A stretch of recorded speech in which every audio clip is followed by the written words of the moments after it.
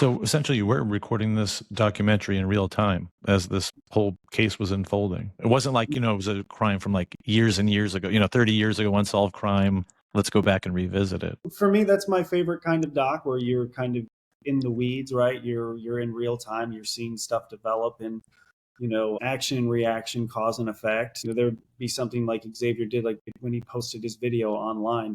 We didn't know what was going to happen after he did that. So we're just filming, just letting the story take us and trying to capture it as best we can.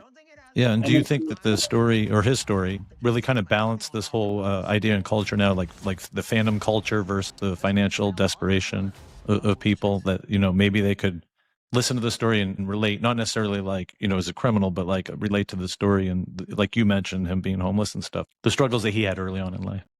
Yeah, the one thing that when I had talked to Xavier was, when I was asking to do the doc was, I didn't want to make a doc that was sympathetic to him, but at the same time, I wanted people to understand him, right? Because he did come from, poverty, so to speak, and he was homeless, and he did go to all these games, and, how did he do that? And it was tough to balance that out, because you don't want to make someone who's done something that is a violent bank robbery to some degree, right? If you run in there with a gun, push it up against someone's chest, they think they're going to die. The gun's a BB gun, but they don't know that. It was something always on my mind when we were in the edit and when we were filming, was to make sure we were able to balance the sensational aspects of the story with kind of the costs of doing what he did.